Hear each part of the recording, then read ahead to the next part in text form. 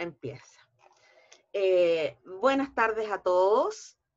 Muchas gracias por estar aquí hoy día en esta interesante charla que tenemos sobre la esclerosis múltiple infantil y adolescente. Para eso contamos hoy día con nuestra querida especialista en esclerosis múltiple infantil, la doctora Andrea Schlatter, de la Clínica Las Condes. Y antes de darle el pase a ella, por favor les voy a pedir a todos que mantengan sus micrófonos apagados y sus videos. Al final de la charla va a haber un espacio para preguntas que por favor pueden ir haciendo en el chat. En la parte de abajo de su pantalla, ustedes van a ver ahí que dice chatear, y ahí pueden hacer sus preguntas para que al final se las hagamos a la doctora, ¿ok? Así que sin más preámbulo, le doy la bienvenida y dejo con ustedes a la doctora Andrea Schlatter. Muy buenas tardes a todos. La verdad que para mí es un privilegio compartir en el fondo toda la información y de las cosas buenas de esta pandemia que hay que sacar es que en el fondo tenemos la opción de hacer esto, en el fondo meeting, desde todas las partes de Chile y con otros países. Ya vamos a revisar este tema que es poco frecuente,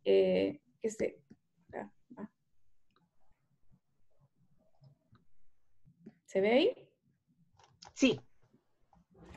Vamos a revisar que en el fondo la esclerosis múltiple en niños y en adolescentes. Uno tiene el concepto en general que la esclerosis múltiple afecta solamente a los adultos, pero los niños también, en el fondo, se afectan por la esclerosis múltiple. La esclerosis múltiple, a pesar de que no es una de las enfermedades mielinizantes más frecuentes, sí ocurre en niños, y el gran problema que al igual que el adulto, la esclerosis múltiple en el fondo va dejando secuelas irreversibles neurológicas, que en el caso de los niños que vamos a revisar en el fondo suelen ser mucho más graves y alcanzan mayores grados de discapacidad en el fondo mucho antes durante su vida. Si uno toma en globo todas las esclerosis múltiples, es aproximadamente un 5% de los pacientes que tienen esclerosis múltiple tuvieron un primer brote, un primer cuadro clínico antes de los 18 años. Por lo tanto, la sospecha diagnóstica con los síntomas y iniciar un tratamiento precoz en la población pediátrica es igual o más importante que en los adultos, y vamos a ver por qué. ¿Qué tan frecuente es? Como dijimos, bueno, esta patología es mucho más, característicamente más frecuente en el adulto joven, entre los 20 y los 40 años, y el predominio claramente es mayor en mujeres. Y como dijimos, hasta un 5% de los pacientes con esclerosis múltiple tuvieron su primer síntoma antes de los 18 años. Si uno tuviera que dividir en qué momento de la vida del niño y del adolescente es más frecuente la presentación, es mucho más frecuente en los púberes, después de los 12 años, ya siendo los pacientes menores de 12 años, en el fondo, mucho menos frecuente, pero también existe. La relación, a diferencia con los adultos, en general la relación con los niños menores entre los 6 a 10 años en realidad es casi 1:1. Y después, en el fondo, de los 10 años, en relación con la pubertad, aumenta significativamente en la población femenina. Ahora, esta pregunta que es bastante habitual: ¿qué riesgo tiene un niño de desarrollar esclerosis múltiple si tiene un papá o una mamá, un familiar con esclerosis múltiple? Estas son cifras sacadas de un estudio. Ya el riesgo aumenta significativamente cuando son gemelos monocigóticos, en el fondo de un mismo huevo. Si son disigóticos, disminuye un 4,7%. El tener hermanos con esclerosis múltiple aumenta el riesgo del niño a un 3,4%, versus la población general, que es 0,2%. ¿Y qué pasa si tengo algún papá o papá y mamá con esclerosis múltiple? Si tengo ambos padres con esclerosis múltiple, tengo hasta un 25 o un 30% de riesgo de tener esclerosis múltiple, de desarrollarla. Y si tengo solo un padre, en el fondo disminuye a un 2,4%. Y esto, como vamos a ir a ver más adelante, en el fondo es porque hay componentes genéticos que se transmiten en el fondo de padres a hijos. Como decíamos al inicio, la esclerosis múltiple no es la patología desminimizante más frecuente. En la edad pediátrica tenemos mucho más frecuente presentación, la encefalomielitis diseminada aguda, que en el fondo es un cuadro muy frecuente de presentación, con síntomas que incluyen el compromiso de conciencia, y existe un 20% de las encefalomielitis diseminada aguda que se van repitiendo que tienen riesgo de conversión a esclerosis múltiple. Tenemos el espectro neuromielitis óptica, que también está siendo cada vez más frecuente y diagnosticado en la población pediátrica, y posteriormente tenemos en frecuencia la esclerosis múltiple. Ahora, a diferencia de los adultos, nosotros partimos más tarde con todo lo que son las definiciones.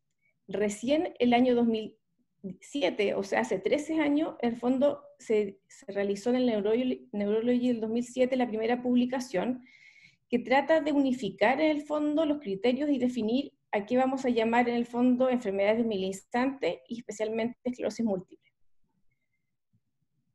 Estos criterios se fueron modificando, al igual que en la población adulta, en el fondo con la modificación de los criterios de McDonald's, basados principalmente en el avance en las resonancias nucleares magnéticas.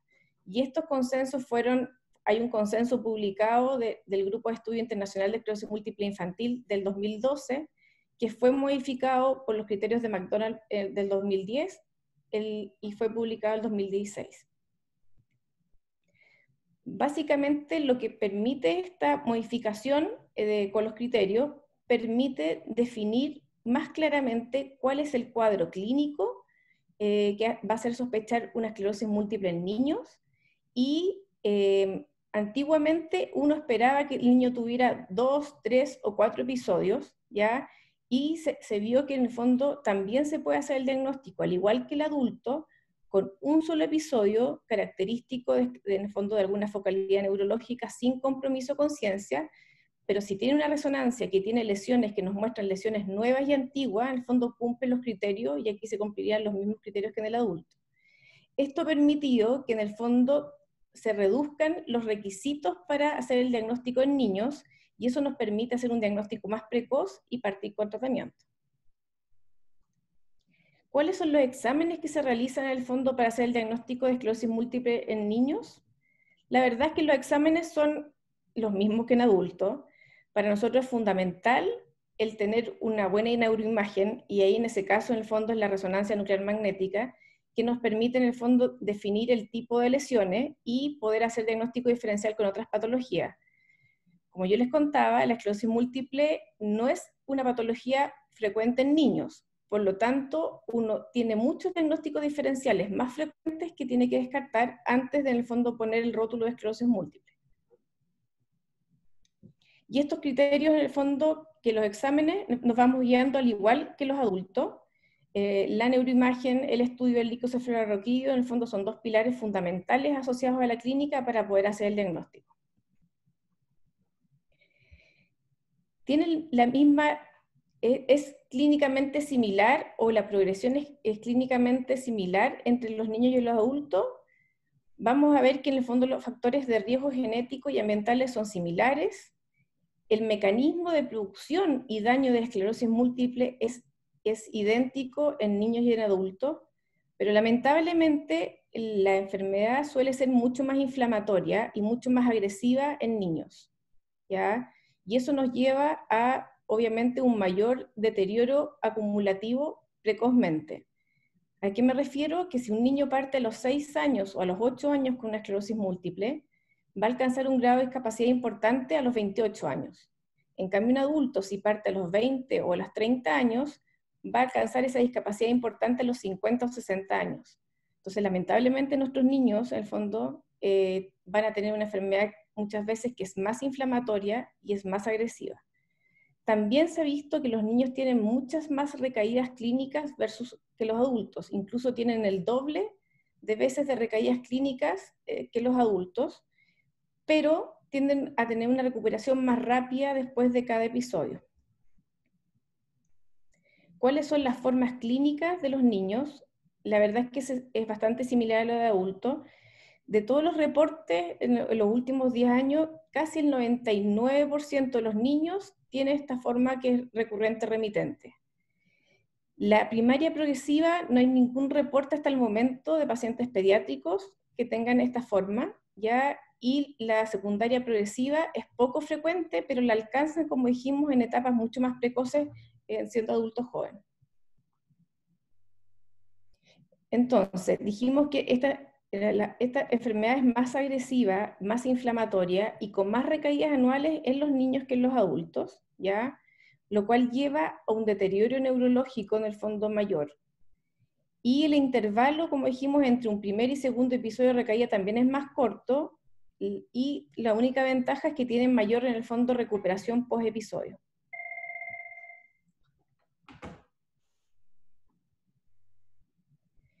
¿Cuál es el pronóstico de estos pacientes? Como dijimos, lamentablemente alcanzan discapacidad importante, tanto física como cognitiva, mucho antes que los pacientes adultos.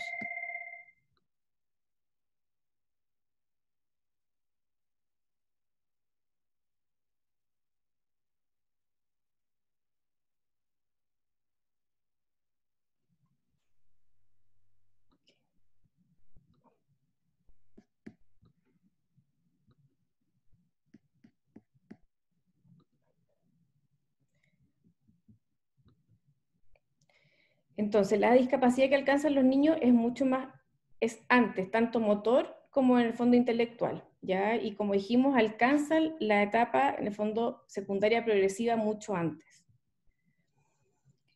En los niños en general, la discapacidad motora la adquieren mucho más tarde o mucho más, en el fondo, mucho más avanzada la enfermedad.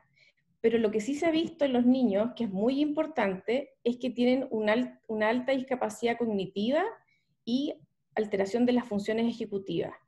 Hay varios reportes que dicen que hasta un 30%, o sea, 1 de cada 3 niños al año del debut con la esclerosis múltiple, van a presentar alteraciones en la atención, en la memoria, en el lenguaje expresivo y en la integración visomotora. Acordémonos que en el fondo los niños y los adolescentes están yendo al colegio, están yendo a la universidad, por lo tanto, la alteración de estas funciones es fundamental manejarlas y ayudarlos, porque esto afecta significativamente su desarrollo académico y su vida diaria. Esto es un resumen de algunos papers. Como ven ustedes, los números de pacientes, en el fondo, la serie de pacientes en población pediátrica son mucho más pequeños que lo que está reportado en adultos, y lo que quiere mostrar en el fondo esta recopilación de series de reporte es que claramente al año, en el fondo, los niños presentan disminución o alteraciones de las evaluaciones neuropsicológicas significativas iniciada la esclerosis múltiple. Y esto claramente a los 2 años va aumentando exponencialmente. ¿Cuáles son los factores de riesgo que tiene un niño para poder desarrollar la esclerosis múltiple? Al igual que el adulto, son bastante similares, ¿ya? Hay un componente genético que está identificado, ¿ya? Que en el fondo es lo que permite heredar, en el fondo, con mayor frecuencia de padres a hijos y entre hermanos. Hay una respuesta inmune que en los niños, a diferencia de los adultos, es una respuesta inmune que está en sistema de maduración. Entonces es una respuesta inmune que es mucho más lábil a cualquier estímulo o factor ambiental. De los factores ambientales, de lo que está estudiado, al igual que en niños, igual que los adultos, es los déficits de vitamina D. La vitamina D, como vamos a ver más adelante, es protector en el fondo para recaídas y para, en el fondo, presentar esclerosis múltiple, porque funciona como un inmunoregulador.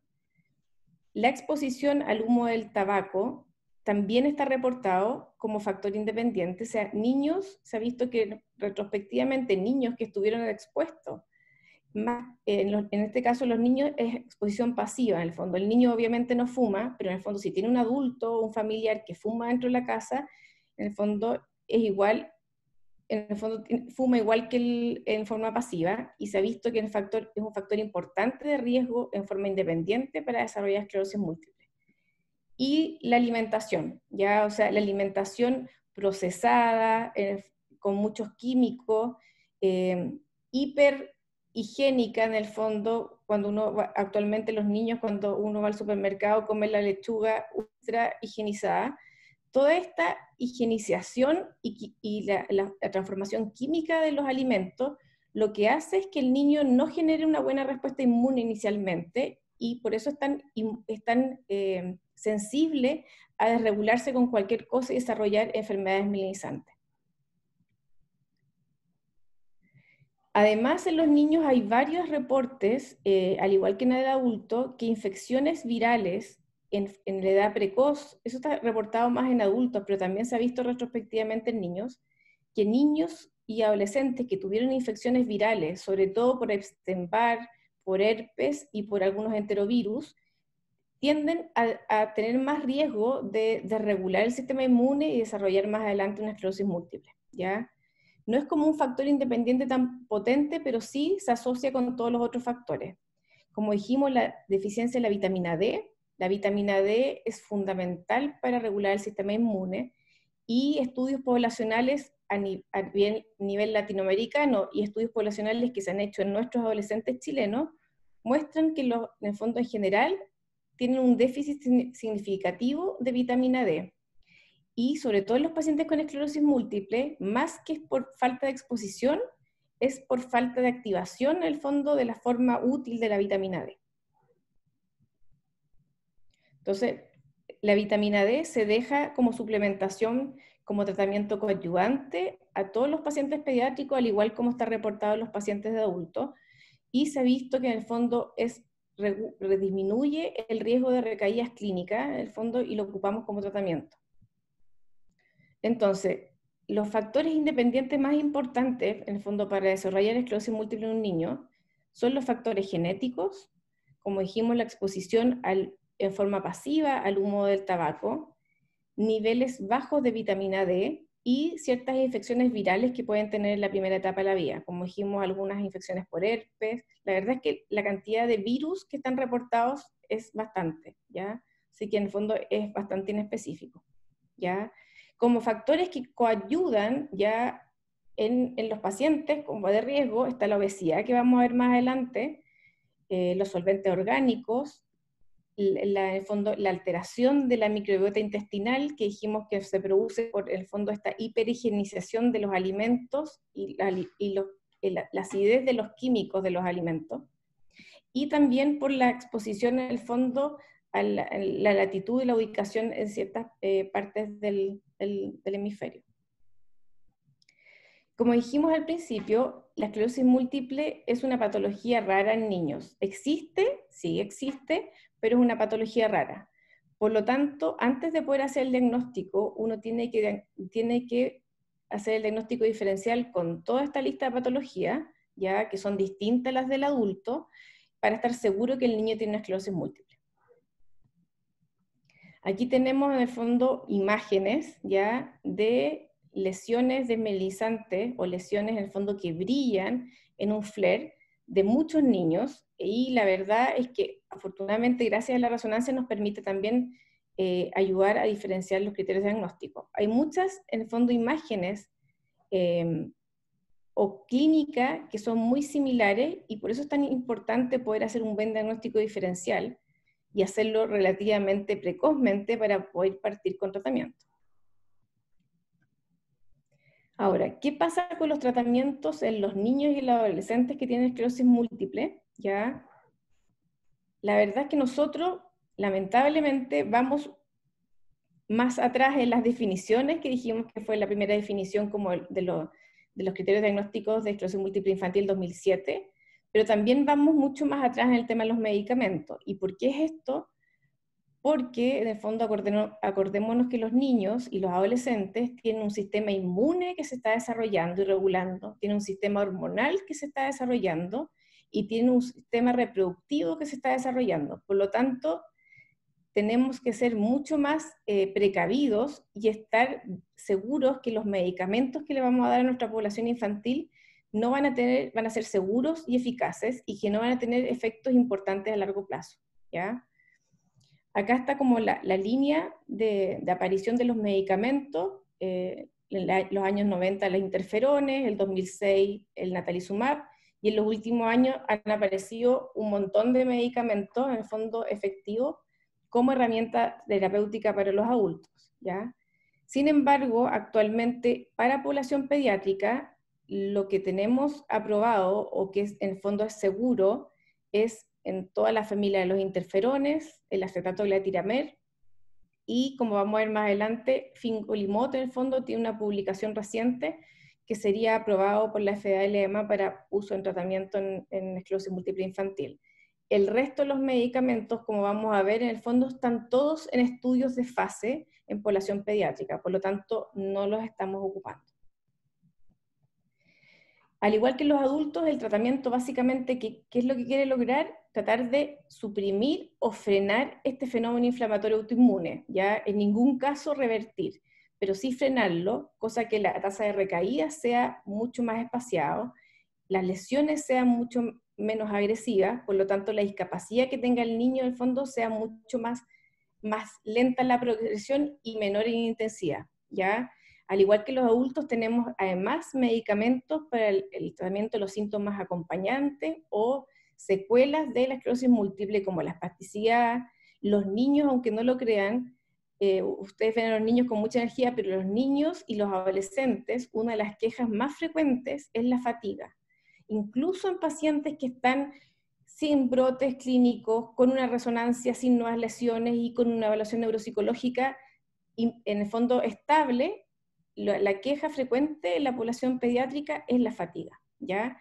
Y como dijimos, el tratar estos trastornos de atención y de la memoria producto de la esclerosis múltiple es fundamental, en el fondo ayudar tanto farmacológicamente como conductualmente a los niños para tener un buen rendimiento académico.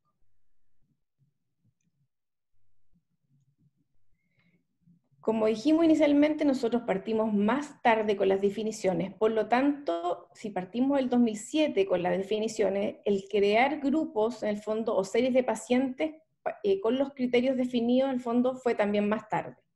Y partir con los medicamentos, muchos neuropediatras partieron en Latinoamérica o en Europa con, en el fondo, los interferones off-label, o sea, fuera de la aprobación, porque teníamos que dejarle algún tratamiento a los niños.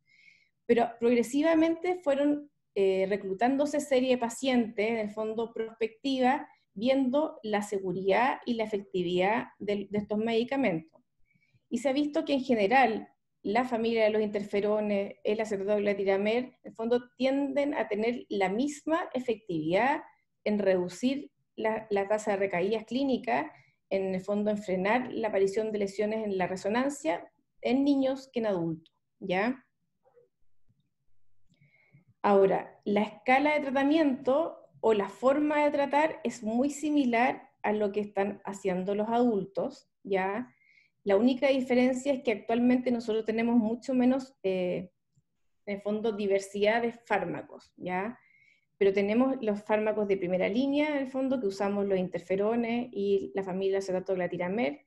Tenemos de segunda línea, que en el fondo para nosotros aprobado es fingolimod, y en los pacientes que son mucho más agresivos o es una esclerosis múltiple muy inflamatoria, en el fondo usamos como tratamiento rituximab, ¿ya?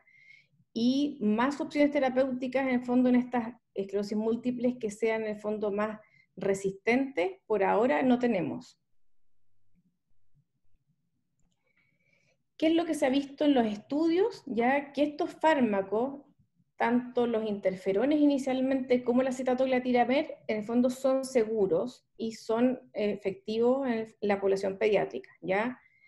En el fondo aquí tenemos estos reportes en población pediátrica, o sea, tienen una eficacia de un 30-35%, los efectos adversos que tienen los niños son igual que los adultos. Lo que hay un reporte, sí, que en el fondo los niños no tienen tanta alza de las pruebas hepáticas, pero sí refieren mucho más síntomas de flu-like, que es como un dolor muscular, un poco de cuadro febril. Entonces la recomendación en pacientes pediátricos es inyectarse los interferones durante la noche para en el fondo pasar este flu-like durmiendo y tengan un mejor despertar al día siguiente, ¿ya? Hay varios medicamentos que se han probado en esclerosis múltiple, pero en el fondo se han sacado de las opciones básicamente por los efectos adversos. La mitoxantona, que se ocupó inicialmente, se sacó porque tenía mucho efecto adverso, sobre todo teratogénico y productor de leucemia y linfoma en población pediátrica, ¿ya? Y el daclizumab también fue eliminado en la población pediátrica por los efectos adversos en los adultos que fueron publicados. Como ven, en la población pediátrica también los medicamentos producen esta leucoencefalopatía posterior progresiva, que en el fondo es producto de esta inmunosupresión severa del sistema inmune, producto de algunos medicamentos. Incluso en el fondo hay algunos reportes que los niños tendrían mucho más predisposición a hacer esta leucoencefalopatía multifocal progresiva versus que los adultos. En los pacientes, en el fondo, también les hacemos chequeo con virus JC, básicamente para el tratamiento, cuando partimos tratamiento con fingolimod y con rituximab. Ya actualmente natalizumab no hay ningún reporte formal que esté aprobado para uso en población pediátrica. Estas son las líneas como de estudio, los distintos estudios avanzando, ¿ya? ¿Cuál ha sido el problema de los estudios en niños? Básicamente es que el número de pacientes es mucho menor que en adultos, por lo tanto reclutar un número, un N de pacientes ha sido mucho más difícil, y en el fondo lamentablemente muchos laboratorios ofrecieron hacer los estudios en el fondo comparando su medicamento contra placebo. Y en eso, en el fondo, la asociación o el grupo de estudios de esclerosis múltiple internacional, en el fondo lo rechazó y lo ha rechazado desde el principio, ¿ya?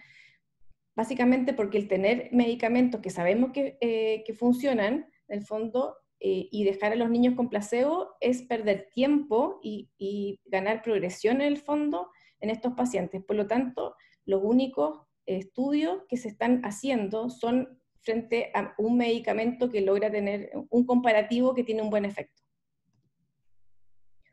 Esa fue la publicación en el fondo de fines de diciembre del 2017, publicada en el 2018 en el fondo, fingolimod aprobado como tratamiento oral en niños.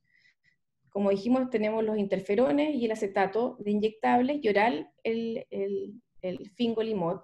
Y en el caso de las esclerosis múltiples más agresivas o más inflamatorias, en el fondo que no tienen buena respuesta a su tratamiento, lo que ocupamos habitualmente es rituximab. Ahora, como dijimos, en general los efectos adversos de la población infantil se asimilan bastante a los que tienen los adultos con estos medicamentos. Pero en el reporte, en el fondo, de fingolimod, hubo un alto porcentaje de pacientes que tuvieron epilepsia y convulsiones con este medicamento. Por lo tanto, es algo que todavía está en observación para ver si este es un factor independiente adverso de la población pediátrica que no está reportado en adultos. Bueno, como les decía, hay muchos, en el fondo, estudios en curso en población pediátrica, pero por la dificultad del reclutar la cantidad de pacientes y por el ofrecimiento, en el fondo, rechazado de los laboratorios de hacerlo contra placebo, no han podido avanzar, ¿ya? Por ejemplo, el entuzumab, en el fondo, en este momento no hay ningún estudio, están actualmente reclutando, pero no hay ningún estudio que esté aprobado en población pediátrica, y el gran susto con estos medicamentos nuevos o altamente efectivos que se ocupan en adultos, como decíamos, es el gran riesgo de estos efectos adversos en población pediátrica en sistemas que están completamente en desarrollo, en el sistema inmune, en el sistema hormonal y en el sistema reproductivo. Por lo tanto, probablemente van a pasar varios años, en el fondo, antes de partir con estos tratamientos y ir observando muy de cerca cuáles son los efectos adversos de los pacientes adultos con estos medicamentos. Ahí tenemos como un resumen de todos los proyectos de estudios clínicos en pacientes pediátricos, y la verdad es que varios de estos sí, en el fondo, no han logrado llegar a puerto por lo que habíamos mencionado actualmente. Entonces, ¿existen otros tratamientos aparte de los fármacos en esclerosis múltiple infantil? Sí, hay cosas que son complementarias y muy importantes que no debemos olvidar en el tratamiento de los niños y los adolescentes, ¿ya?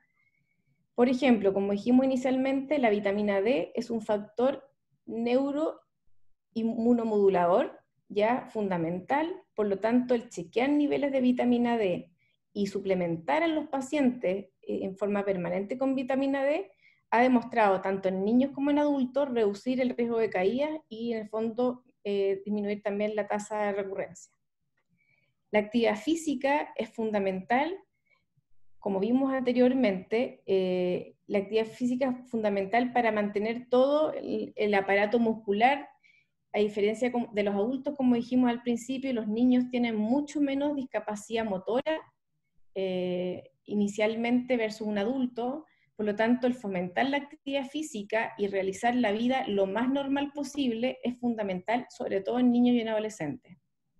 Mantener un índice de masa corporal adecuado, es decir, mantener un buen peso en relación a la talla, es fundamental, principalmente en los adolescentes, porque se ha visto que en el fondo la leptina o las hormonas que se producen o sustancias que se producen en el tejido adiposo tienen características inflamatorias y podrían en el fondo acelerar la tasa de recaídas en pacientes con esclerosis múltiple.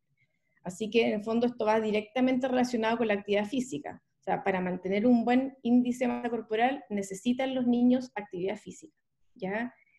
Y la salud mental también es fundamental.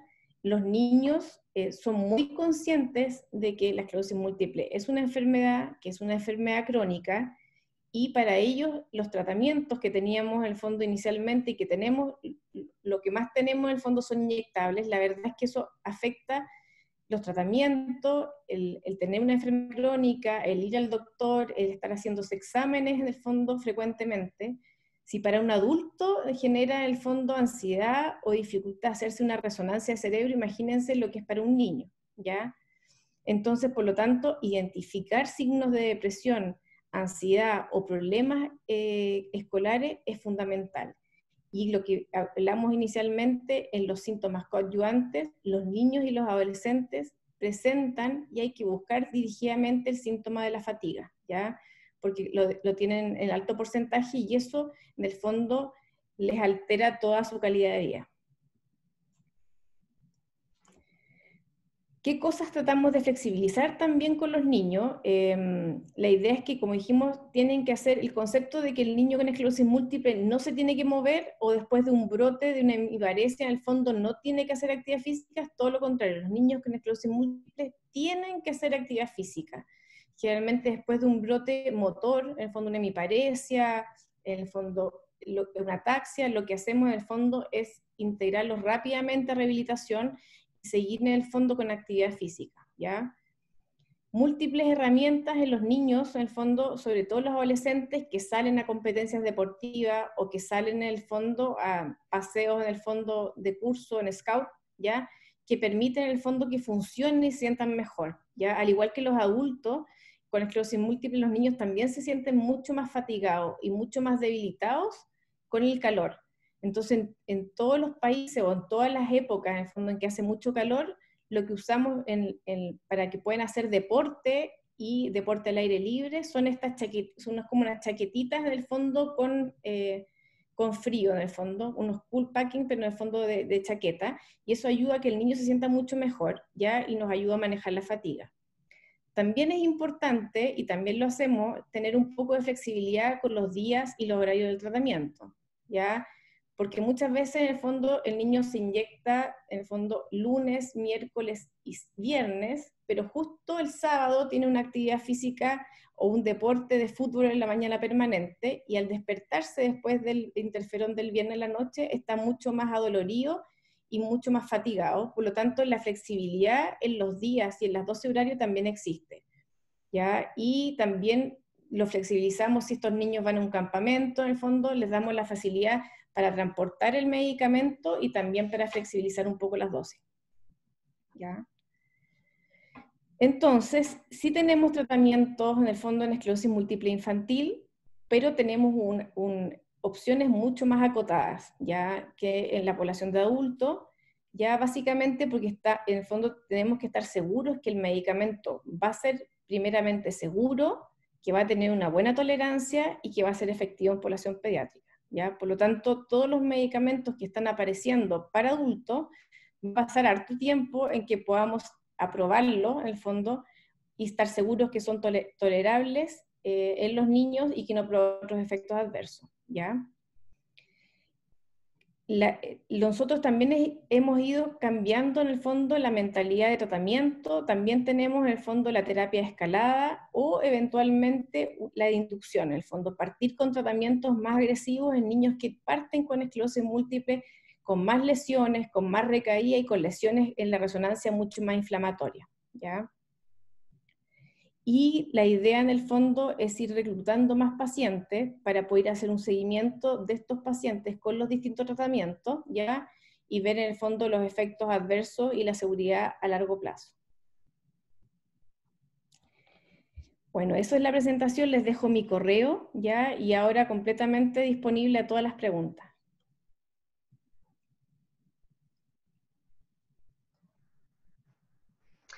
Muchas gracias, doctora Slater. A ver, vamos a empezar. Hay hartas preguntas. Voy a partir con una pregunta que es muy recurrente, que es sobre la vitamina D. Si es importante revisar el nivel de vitamina D en los niños y adolescentes y si se maneja igual que en los adultos respecto a las dosis de vitamina D. Bueno, como dijimos en la presentación, es muy importante. En general, lo que hacemos una vez que partimos con los tratamientos es hacer como un basal de vitamina D, y en general el 95% de los pacientes está bajo los niveles aceptables, y se les da una suplementación con el fondo más intensa, con más unidades, que son como estos shots de vitamina D, como para alcanzar niveles adecuados. E independiente que el niño alcance niveles adecuados de vitamina D, se mantiene igual en el fondo con lo que estamos dejando, que es bastante similar al adulto, son 2000 unidades al día. Y eso lo mantenemos a permanencia. Independiente que el niño tenga niveles adecuados, lo mantenemos a permanencia. Perfecto. Ahora, hay otra pregunta que dice, ¿cuál es la recomendación de alimentación para los niños, considerando que están en etapa de formación? Como decíamos, en el fondo toda la alimentación actual que hay en el fondo disponible para los niños es lo que hay que modificar. Todas las comidas ultraprocesadas, todos los químicos, los endulzantes, las lechugas o en el fondo las verduras y las frutas ultra pasados por químicos, lo que hacen en el fondo es no exponer a los niños a distintas bacterias, a distintas microbiotas, ¿ya? Y eso en el fondo no logra regular el sistema inmune, ¿ya? Hay varios estudios en África, por ejemplo, que esto está hecho en adultos, que en África los pacientes que tenían parásitos en el fondo, durante la niñez o la adolescencia, en el fondo tenían menos riesgo de hacer esclerosis múltiple, y básicamente es eso porque en el fondo están expuestos a un estímulo para activar el sistema inmune, ¿ya? Si ustedes se dan cuenta, actualmente los niños acá en Chile no tienen parásitos, en el fondo prácticamente no salen a la tierra, entonces estamos en un ambiente en que los niños son poco expuestos a estímulos inmunes que ayudan a regular el sistema inmune. Entonces la recomendación es volver a lo natural. Usar azúcar no procesada, idealmente sacar la lechuga del fondo de la feria o del patio en el fondo, y tratar que el niño en el fondo esté con más contacto con alergenos y con estimulantes inmunes para que pueda desarrollar y fortificar el sistema inmune. Ya, y con respecto a esto mismo, la alimentación, doctora, ¿qué opina sobre la leche? Porque ahí hay una controversia que es gigante. Hay especialistas que dicen sacar la leche de la alimentación, otros que dicen subir la alimentación y otros que dicen mantenerla normal. Bueno, a diferencia de los adultos, en el fondo, los niños sí necesitan en el fondo leche. Y leche en el fondo de vaca, en el fondo de animal. En el fondo, no estas leches que han salido, que en el fondo no son leches, que son en el fondo jugos de almendra o de frutos secos. ¿Por qué? Porque en el fondo la leche animal tiene altos índices de calcio, y el calcio que tiene es de alta validez biológica, o sea, es un calcio muy efectivo, versus el calcio que uno podría encontrar en estas leches de almendra o en las legumbres o en otras cosas. Y los niños tienen requerimientos de calcio mucho más altos que los adultos, ¿ya? Por lo tanto, la leche en el fondo, en general en los niños, a menos que tengan alguna intolerancia específica o alguna alergia puntual, que son mucho más frecuentes antes del primer año, la leche en el fondo es recomendada en la alimentación de todo niño durante su periodo de formación. No hay ningún estudio, en el fondo, en población pediátrica que diga que la leche, en el fondo, va a tener algún efecto contrario, en el fondo, en niños con patología autoinmune. Ya.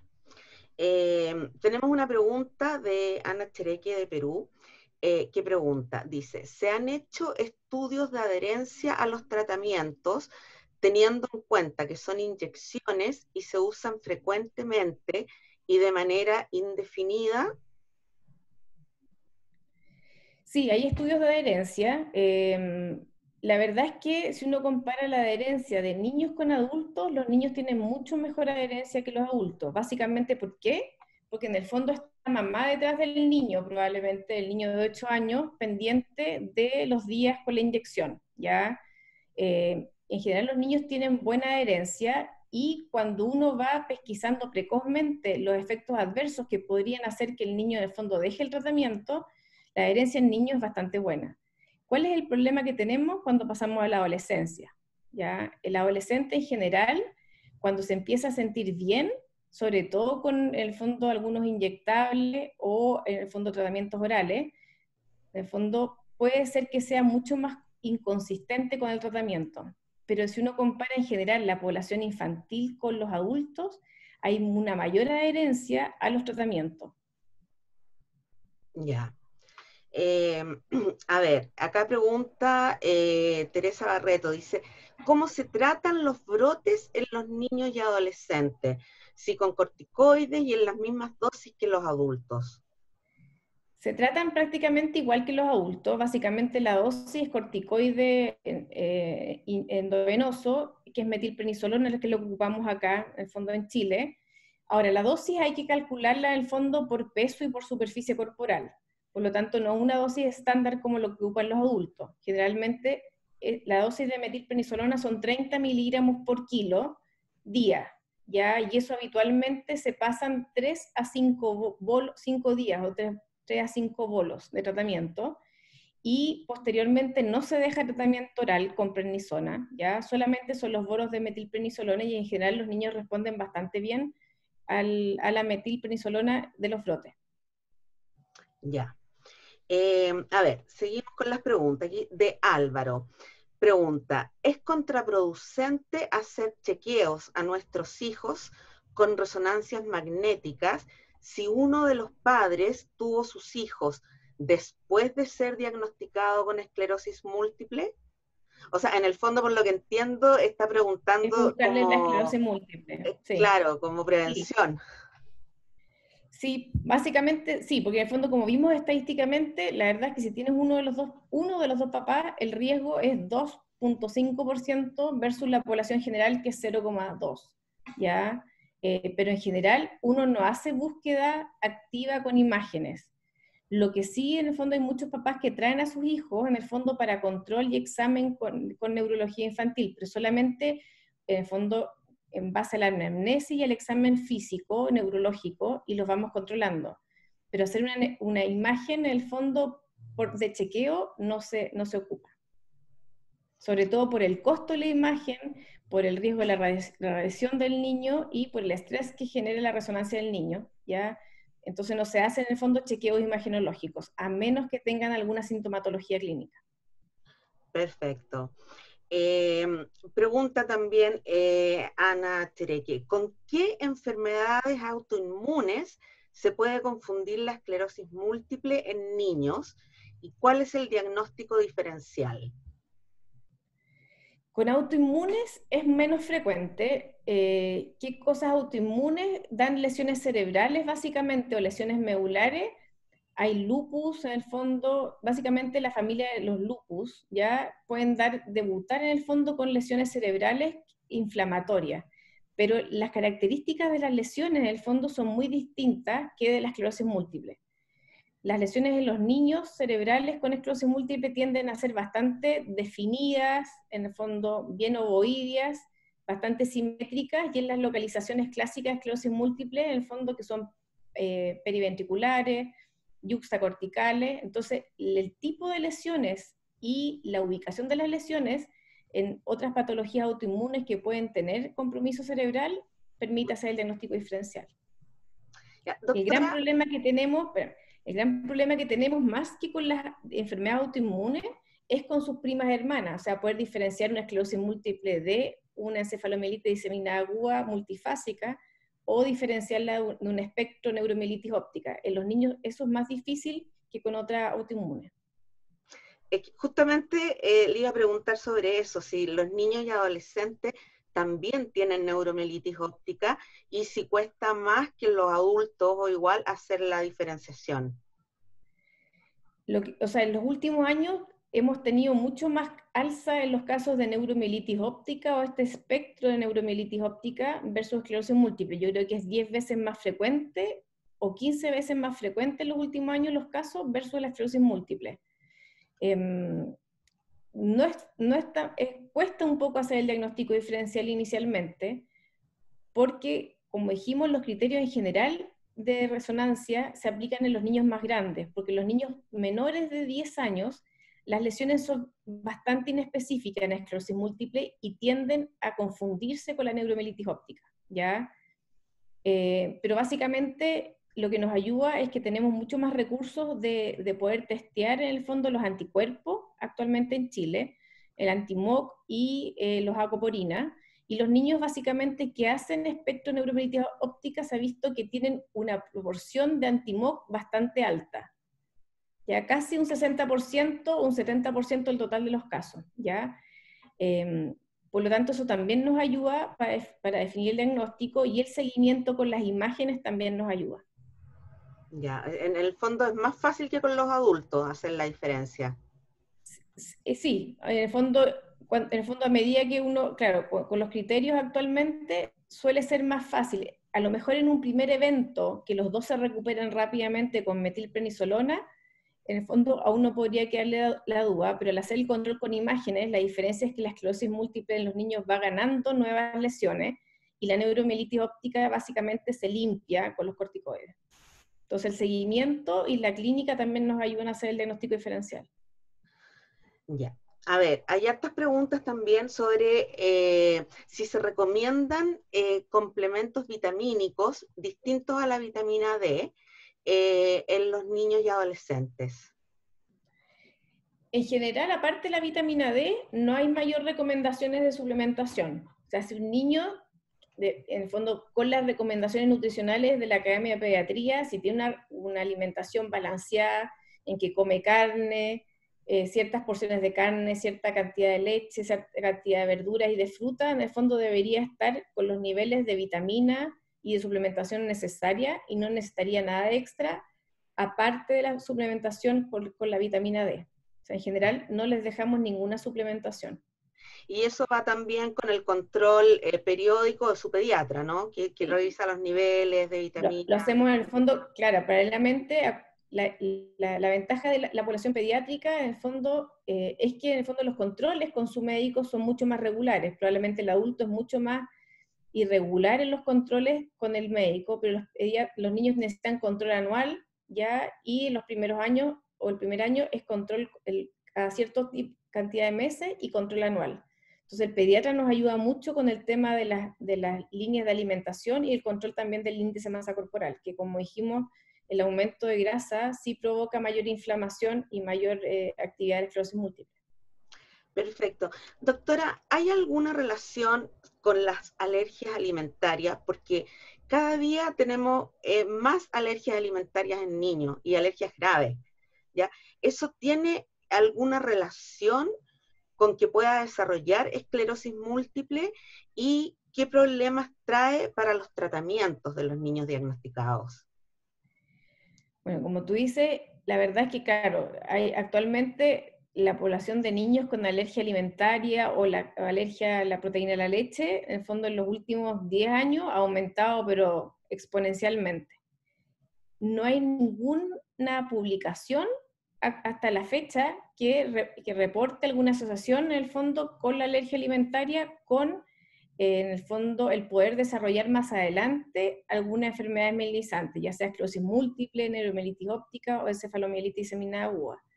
En general lo que uno ve en los pacientes pediátricos es que todas estas alergias, aunque sean niños como muy severos, en el fondo generalmente tienden a remitir a los 2 años. ¿Ya? En general, la gran mayoría de los pacientes tienden a regular en el fondo su sistema inmune aproximadamente a los 2 años. Por lo tanto, no tiene ninguna, generalmente de ahí los niños regulan su sistema inmune y no hay ningún reporte que diga que tenga relación con la esclerosis múltiple. Ya. Y tampoco influye en los tratamientos, porque... No, que generalmente, o sea, afortunadamente la esclerosis múltiple, los diagnósticos en general parten desde los 8 años y en general, como digo, las alergias alimentarias en un 90% son patologías del niño menor de 4 años. Ya, ¿Ya? Y generalmente después el sistema inmune se regula. con respecto a eso, doctora, a nosotros nos han llegado un par de casos que son bastante incomprensibles o que no sabemos si creer o no, digamos qué tan cierto es, que han diagnosticado guaguas de meses con esclerosis múltiple. Y si aún no están formados, ¿verdad?, el sistema nervioso completo, ¿cómo es posible que se diagnostique una guagua de 6 meses con esclerosis múltiple? Mira, no había escuchado eso antes, pero en el fondo el reporte de paciente pediátrico más pequeño con esclerosis múltiple, en el fondo actualmente es de 24 meses, o sea, 2 años, ¿ya? Y como tú dices, la verdad es que es muy poco probable, o sea, es muy poco probable por la fisiopatología que un niño tan pequeño tenga una enfermedad esmilizante. El gran problema que pasa en los niños, en el fondo, sobre todo más pequeños, es el diagnóstico diferencial. Porque acordémonos que la esclerosis múltiple es una enfermedad desmilinizante, pero en los niños hay un grupo importante que tiene enfermedades que se llaman dismilinizantes, que la diferencia es que las desmilinizantes, como la esclerosis múltiple, tú formas una mielina normal, que es atacada o inflamada en el fondo por el mecanismo de la esclerosis múltiple. A diferencia de la dismilinizante, que en el fondo el niño nace con una mielina que ya viene alterada. Por lo tanto, la presentación de síntomas y de imágenes, en el fondo, de compromiso de sustancia blanca es precoz. Así que probablemente, en el fondo, ahí faltaba hacer un poco el diagnóstico diferencial. Pero como te digo, reportes de casos, lo más chico que hay, en el fondo, son 24 meses. Probablemente esa guaguita de 6 meses, en el fondo, caía en las dismilinizantes, porque como tú dices, en el fondo, la mielina termina de completarse casi un 80% en los primeros 2 años. Por lo tanto, es difícil en el fondo que algún cuadro en el fondo la pueda alterar tan precozmente. Claro, de Perú también nos contestan, dice, en Perú también 2 años, es lo más chico, digamos, que tienen.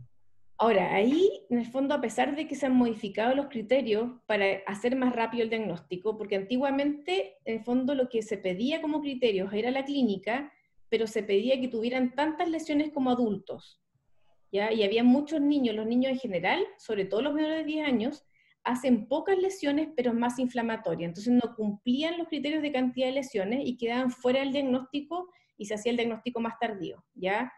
Ahora, en los niños muy pequeños, en el fondo, yo en realidad sería muy precavida, en el fondo, en diagnosticar una esclerosis múltiple, porque ahí es muy, pero muy poco frecuente. Entonces, probablemente hay que revisar y minuciosamente toda la lista de diagnósticos diferenciales que vimos, en el fondo, antes de plantear una esclerosis múltiple. Ya. Aquí preguntan también, ¿qué tan cierto, Paulina pregunta, qué tan cierto es que los niños se recuperan más rápido de los brotes que los adultos en esclerosis múltiple? Sí, bueno, eso lo revisamos en la presentación y está bastante publicado que los niños tienen en el fondo una recuperación en días que es mucho más rápida que los adultos. Y eso básicamente en el fondo es por la neuroplasticidad que tienen los niños. Ya, acuérdense que el sistema nervioso central en los niños termina de desarrollarse a los 18 años, entonces un eh, eh, sistema nervioso central que es mucho más dinámico en crecimiento y los niños tienen esa capacidad de neuroplasticidad que en el fondo nosotros los adultos perdimos. Y probablemente ahí está la clave en el fondo por qué se recuperan más rápido. Ujú. También preguntan si las dosis de los tratamientos son iguales a los de los adultos o se manejan de otra forma. Por ejemplo, Gabriela dice que ella ocupa Fingolimod, ya 0,5 al día, y quiere saber si los niños ocupan la misma cantidad o no, y en qué edad se hace más o menos la diferencia entre niño y adolescente para los tratamientos.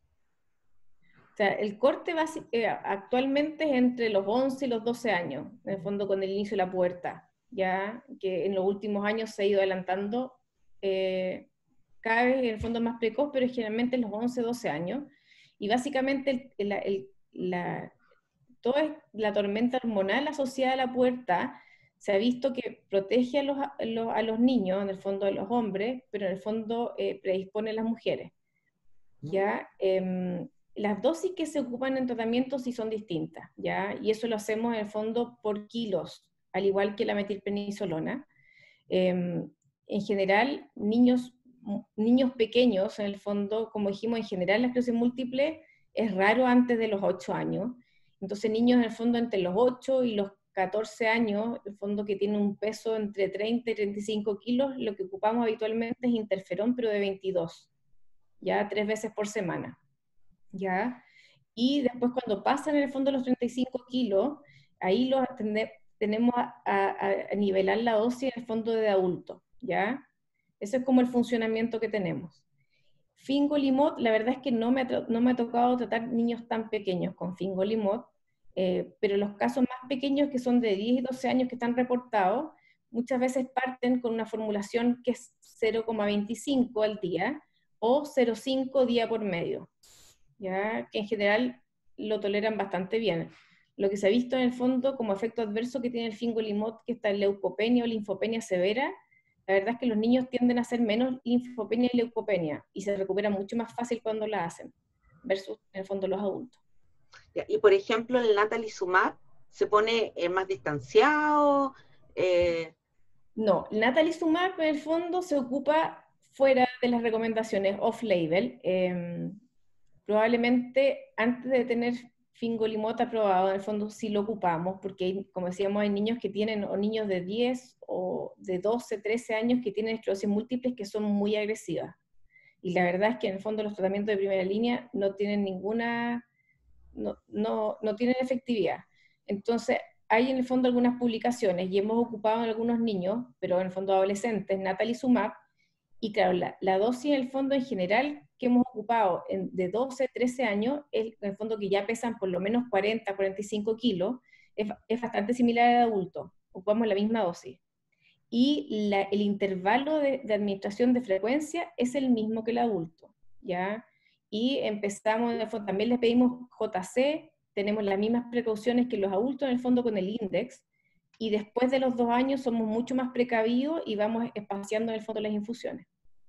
Pero en general no es un medicamento que se ocupe habitualmente en el fondo para esclerosis múltiple infantil. ya. Bueno, y en adultos con JC positivo solamente por 2 años. Entonces, Ahora, ¿cuál es el problema?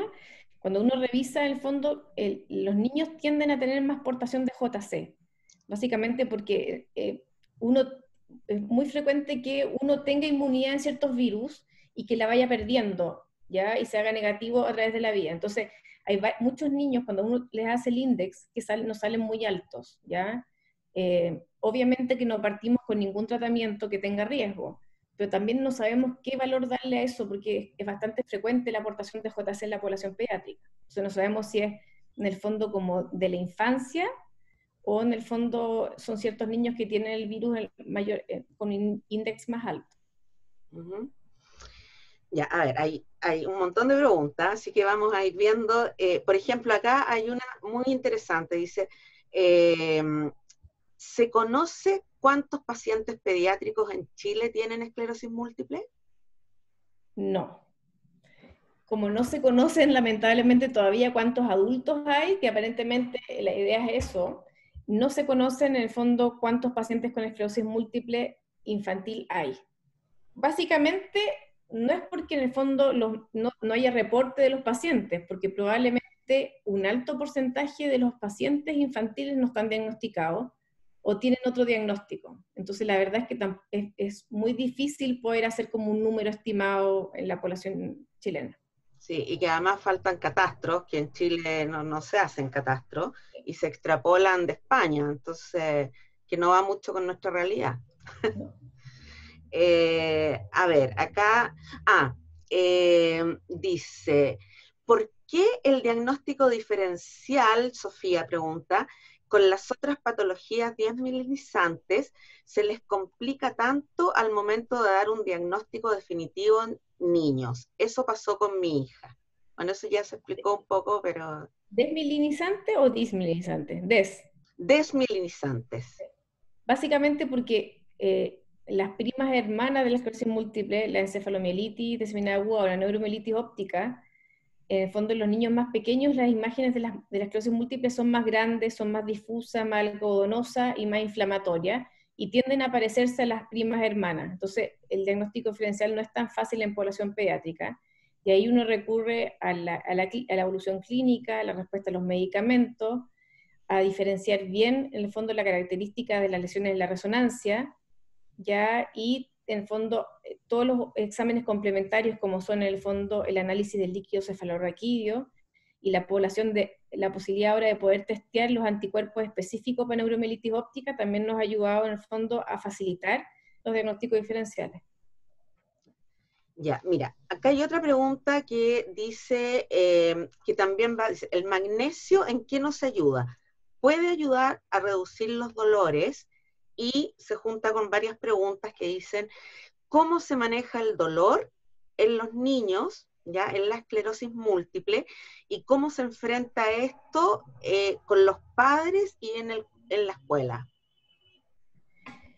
Afortunadamente, en las publicaciones y en el fondo, en mi experiencia, los niños, en el fondo, como dijimos, las recaídas que en el fondo hacen compromiso motor o que pueden generar discapacidad motora son muy poco frecuentes, ¿ya? Puede ser que un niño haga una hemiparesia en el fondo, pero se va a recuperar casi completamente de la hemiparesia. Por lo tanto, el dolor no es un síntoma recurrente en la población pediátrica ni adolescente, afortunadamente, ¿ya? Pero sí, como dijimos, en el fondo, un síntoma recurrente en los adolescentes y los niños es la fatiga. Pero el dolor, en general, no es un síntoma frecuente. Ya. Y en el caso de que existiera, pregunta ahí si el magnesio ayuda. El magnesio lo ocupamos en el fondo, si tú me preguntas, como neuropediatra, más que para la esclerosis múltiple, hay un grupo de enfermedades que son en el fondo por canalopatía, que en el fondo son estas como de calambre o de espasmos musculares en los niños que son heredadas de los adultos, en que se ocupan algunas suplementaciones con magnesio, y eso funciona, ¿ya? Básicamente estos niños o adultos que tienen calambres frecuentes o espasmos frecuentes, que llegan a ser dolorosos, pero por otra causa se hace suplementación con magnesio o se arma una dieta en el fondo rica en magnesio, ¿ya? Y en general funciona bastante bien. Pero experiencia o reportes de magnesio en pacientes pediátricos por espasmos para esclerosis múltiple actualmente no hay. Ya. Y ahí yo quiero hacer una acotación, doctora, de la importancia de la hidratación, ¿verdad? Porque eso influye mucho para calmar también algunos dolores, algunas molestias. Y en los niños y adolescentes muchas veces están ocupados jugando, están divertidos en otras cosas y se les olvida tomar líquido. Entonces, me gustaría saber qué opina usted y hacer hincapié en los padres, ¿verdad? De que mantengan una buena hidratación en los niños y jóvenes. Sí, la hidratación en el fondo, o sea, viene dentro de una buena alimentación y una vida más saludable, ¿ya? Por eso que hay toda una campaña, y en eso nos ayudan mucho los pediatras. Los pediatras, para todos los niños, en el fondo, la recomendación, en el fondo, es una vía alimentación más saludable e ingesta abundante de líquidos.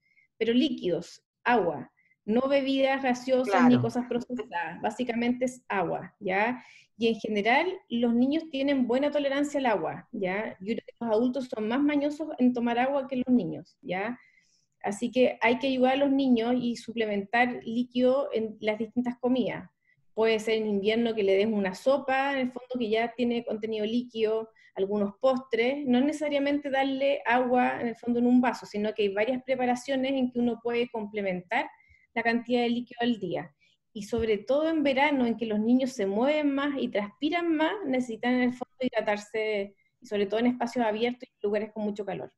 Claro, en eso sería bueno siempre, ¿verdad?, que los papás se preocuparan de meterles en la mochila, andar con un jarrito con agua, con una botellita con agua Ahora, en para que los general, niños lo que tomen. me pasa en todos los, o sea, no solamente en adolescentes con esclerosis múltiple, sino que en general los adolescentes y los niños, la verdad es que funcionan bastante bien o el sistema educacional lo ha inculcado. Entonces llevan sus botellitas desechables de X marca, ya vacías, y las van rellenando en el patio del colegio con agua, ¿ya? Y eso es como Claro, una actividad que se ha hecho bastante frecuente en los colegios y es bastante sano también. sí, que es muy importante porque ahí se nos junta la población infantil con la población más adulta, que también cuesta que tomen más líquido, ¿verdad? Entonces, y que es tan importante. Ya, para ir terminando, vamos a hacer dos preguntas más, ¿ya? Voy a revisar, a ver, aquí desde arriba. Pilar pregunta, hola, yo tengo una consulta. ¿Qué puedo hacer en el caso de que tengo efectos secundarios por mi medicamento y la doctora prefiere que siga con el medicamento a cambiármelo? Entre ellos, síndrome de Tietze. Ya, de TITSE. En general, ahora, en el fondo, en los adolescentes tenemos opciones de cambio de tratamiento. O sea, tenemos un abanico más amplio. Probablemente hace 6 años no teníamos ninguna opción aparte de interferón y acetato latiramer, ¿ya? Pero ahora en el fondo tenemos un poco más de opciones, por lo tanto, si un paciente tiene efectos adversos, y eso es bastante, bueno, lo ven en adulto, pero eso es bastante variable. A lo mejor uno puede decir que un flu-like no es un efecto adverso severo o importante estadísticamente para los niños, pero cada niño es distinto y puede ser que para un niño en particular el flu-like sí sea un efecto adverso invalidante. Por lo tanto, sí es indicación de cambio de medicamento si el paciente tiene efectos adversos. O sea, no Por solamente eso, porque tenga mala respuesta al medicamento ni que tenga recaída, sino que en el fondo la poca tolerancia del medicamento, y ahora que tenemos más opciones, en el fondo uno habría claramente pensar cambio, porque eso también influye directamente en la adherencia. O sea, si yo me pincho y con el medicamento me siento mal, obviamente mi adherencia al medicamento va a ser mucho más mala y eso va a influir directamente en mi tratamiento de la esclerosis múltiple. claro, y eso pasa también en los adultos, entonces por eso es tan importante estar con un especialista que entienda la enfermedad como un total y no solo como la inyección y te la tienes que poner habiendo otras alternativas, ¿verdad? Y por eso yo quiero hacer hincapié también a toda la audiencia que está acá, que los niños y adolescentes tienen que ser vistos por especialistas de esclerosis múltiple en niños y adolescentes. ¿Ya? Así como cada enfermedad, por ejemplo, yo siempre doy el caso de una persona que tiene cáncer de mama, se ve con un oncólogo especialista en cáncer de mama. Dentro de los neurólogos nosotros tenemos especialistas en esclerosis múltiple y dentro de los especialistas de esclerosis múltiple tenemos subespecialidades, como por ejemplo niños y adolescentes. Entonces, en ese caso, en ese sentido, yo creo que es muy importante a todos los que nos están escuchando que por favor acudan a los especialistas que corresponden, porque un especialista en adultos puede ser un excelente especialista, pero no tiene la experiencia que tiene, por ejemplo, la doctora Schlatter con los niños. Entonces, quería hacer esa reflexión para Pero en ese todos. sentido, en el fondo, tienes mucha razón, porque uno tiene el concepto, en el fondo, que los niños son adultos chicos, pero no es así. El niño es un sistema, en el fondo, en desarrollo completo, por lo tanto, funciona muy distinto y tiene características particulares que es muy distinto a un adulto. Y hay que tratarlo como niño, no como adulto, ¿ya? También el manejo con la familia es distinto a tratar a un niño porque uno incorpora y en el fondo incluye a toda la familia en el tratamiento, porque el niño no entra solo, entra con el papá, con la mamá, con los hermanos, por lo tanto todos están en conocimiento de los tratamientos y de las cosas que le pasa al niño, versus el adulto que viene más solo, ¿ya? Pero el niño en el fondo es un organismo que está en desarrollo completo, que es muy distinto a lo que pasa en un adulto. ¿Y conviene, doctora, que los niños vayan al psicólogo o estirarles más carga emocional encima? Yo creo que en el fondo, en la era actual, yo creo que dentro de los pasos diagnósticos, nosotros le hacemos evaluación neuropsicológica, que es un poco más específica para evaluar el tema cognitivo, para ir pesquisando precozmente los problemas de atención, los problemas de memoria, antes que empiecen a fallar en el colegio. Por lo tanto, hacemos esas evaluaciones cada 2 años. Y también nos sirven como marcador de respuesta al tratamiento, porque muchas veces hay niños que no tienen clínica, no tienen brote, no tienen nuevas lesiones de resonancia, pero su atención en las evaluaciones, en el fondo, o su memoria está deteriorándose. Por lo tanto, eso ya es un indicador de falla de tratamiento para cambiar los medicamentos. Ahora, yo creo que una vez que uno hace el diagnóstico, como cualquier enfermedad crónica, es importante el apoyo psicológico para la familia y para el niño, ¿ya? Porque en el fondo el llevar una enfermedad crónica, sí, para un adulto es pesado, para un niño también y sobre todo para un adolescente. Así que en el fondo yo creo que una vez que uno hace el diagnóstico, aparte de indicar un medicamento, vía sana y vitamina D, en el fondo uno debería iniciar en el fondo apoyo psicológico preventivo. Probablemente muchos niños no lo necesiten, pero en el fondo estar al lado y alerta si es que tienen algún problema. Y muchas veces no lo necesita el niño, pero sí la familia. Sí. Sí, Sí, porque la verdad es que lo que nos pasa muchas veces a los niños pequeños, que es la mamá la que tiene que inyectar al niño. Y las mamás sufren cuando tienen que inyectar a un niño y lo ven que está claro. con dolor y es todos los días, ¿ya? Probablemente son mucho más conscientes que los niños más pequeños. Entonces, efectivamente, la familia también necesita un apoyo emocional. Sí. Y doctora, una duda, ¿los niños también tienen brotes de daño cognitivo y también tienen daño cognitivo o eso es más en los adultos? O sea, lo que más tienen los niños en el fondo es daño cognitivo. Ah, ¿Ya? O sea, como dijimos, en el fondo en general, las recaídas clínicas se recuperan 100%. O sea, el tema muscular o el tema del fondo motor se recupera casi un 100% en el fondo con los tratamientos y no quedan con ninguna discapacidad motora. Pero en el fondo lo que no se ve son las discapacidades en el fondo de la función ejecutiva y discapacidad intelectual. Hay un par de reportes que dicen que en el fondo un 60% de los niños al tercer y quinto año de evolución de la esclerosis múltiple tienen deterioro cognitivo, o sea, hay baja en puntos en su coeficiente intelectual. O sea, además de afectar la memoria, la atención y otras funciones ejecutivas, hay una disminución en el fondo de su coeficiente intelectual, en el fondo paralelamente con la esclerosis múltiple. Por lo tanto, es súper importante hacer el diagnóstico, ayudarlos, porque acordémonos que están en pleno periodo escolar. claro. Sí, así que vuelvo a repetir la importancia de que sean tratados por especialistas en niños y adolescentes. Y bueno, para terminar, vamos a hacer la última pregunta, doctora, porque ya le hemos quitado mucho tiempo. Estamos bastante pasados en la hora. Así que voy a terminar con una pregunta de Alexis que dice, mi hijo tiene 16 años y esclerosis múltiple. ¿El cansancio en la vista al ver la tele es por la enfermedad o solo por la exposición? Él refiere mucho cansancio en la vista. Bueno, ahí hay que evaluar varias cosas.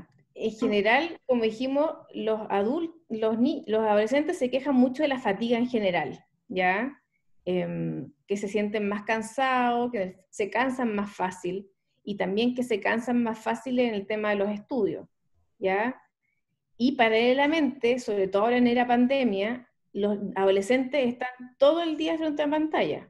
O sea, tienen clases en el fondo online de las 8 de la mañana a las 3 de la tarde, muchos, y además se meten a jugar videojuegos o a ver películas. En el fondo, entonces, prácticamente están casi todo el día, en el fondo, que están despiertos asociados a pantalla. So, probablemente, más que un síntoma como de recaída o de maltratamiento de la enfermedad, sea por el fondo por un sobreuso en el fondo de pantalla, que nos pasa con adolescentes sin esclerosis múltiple, en el fondo que están con problemas visuales, con edema de mácula, en el fondo, con tendinitis del dedo gordo por los PlayStation, y eso no es mentira, y sobre todo ahora, en el fondo, se ha sido un tema como de la era, probablemente en la época pandemia, en que están encerrados en el fondo, en que los papás tienen que hacer teletrabajo, entonces los niños tienen que entretenerse en las pantallas y además están todo el día en el colegio y tienen que hacer además las tareas en el computador, la verdad es que probablemente es por un sobreuso de pantalla. Ya.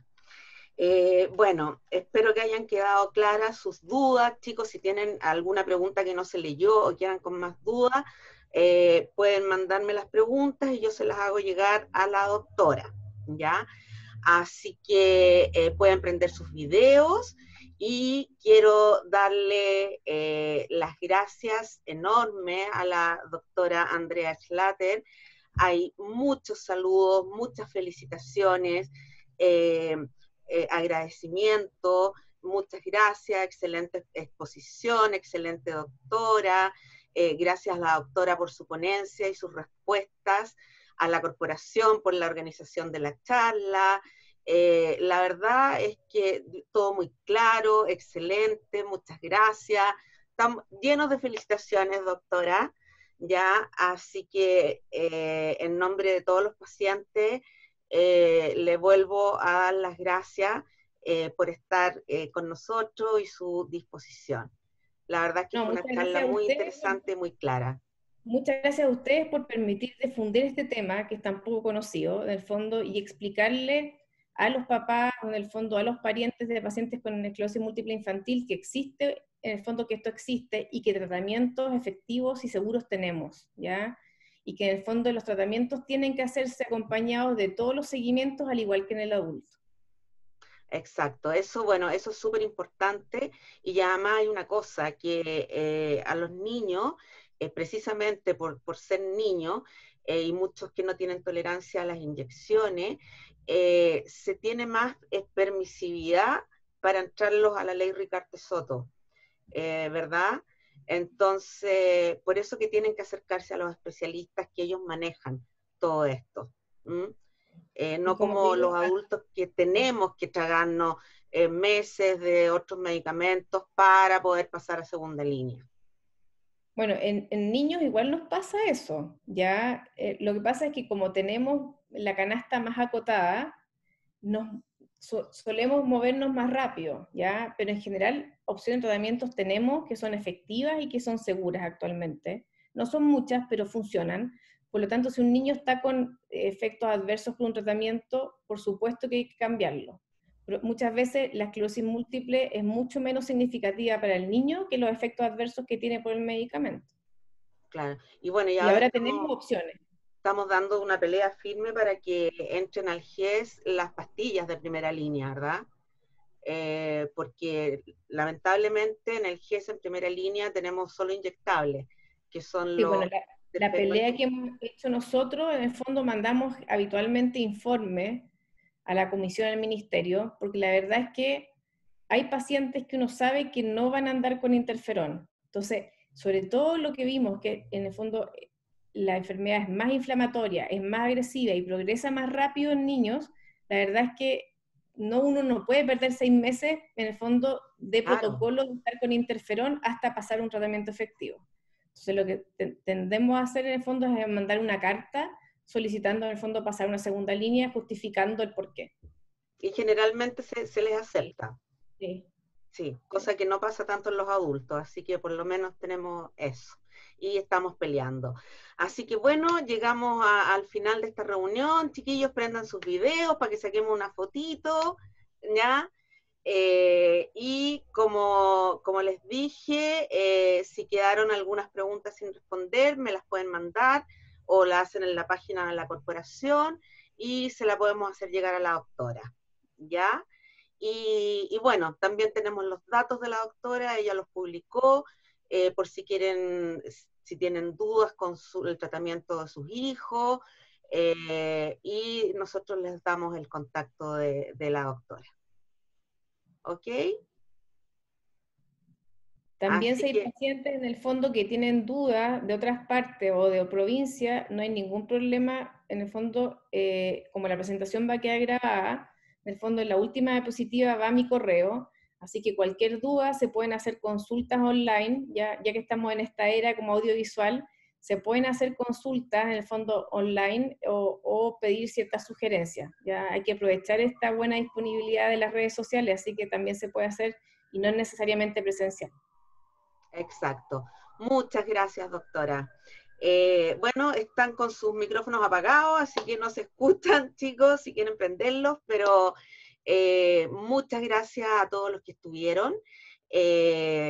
Tenemos gente, como te digo, de regiones, de todo Chile, de Latinoamérica, de Perú, de Uruguay, de Paraguay, de Colombia, así que se me escapa más de alguno, pero muchas gracias a todos y nos vemos entonces en otra oportunidad.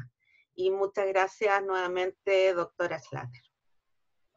Muchísimas gracias desde acá de Uruguay. Susana habla y muchas gracias, Verónica, como siempre, tan atenta, tan eficaz en todo eso. Muchísimas gracias. Susana. Ya, así que bueno, un agrado verlos, chiquillos, a todos, y como siempre digo, bueno, que las redes sociales también nos han servido para comunicarnos y llegar cada vez a más gente y traspasar fronteras, porque esta es una enfermedad que no tiene fronteras, ¿verdad? Y nos llega a todos en cualquier minuto. Así que, sobre todo, bueno, charlas como estas que son para nuestros niños y adolescentes. Así que un abrazo, un beso a todos y nos estamos comunicando. Esta charla queda grabada y así que mañana la estamos subiendo a las redes para los que no la vieron o si la quieren ver de nuevo. Gracias, saludos. Chao. Besos a todos. Chao, muchas gracias. Gracias por la invitación. Chao. Gracias. Gracias. Vero, una pregunta, disculpa. Esta grabación de la charla, ¿tú me la podés enviar a mí? ¿Sí? ¿Quién está hablando? Susana. Susana de Uruguay. No te Ah, Susan. de Uruguay. Sí, por supuesto. Ya apenas la baje, te la mando por un WeTransfer al mail. Bueno, perfecto. Bueno, muchísimas gracias. Gracias a ti, Susan, por estar, igual Anita, bueno, a la directiva, al equipo de redes sociales, a todos, ¿ya? Así que, estaba grabando todavía, así que en este minuto dejo de grabar.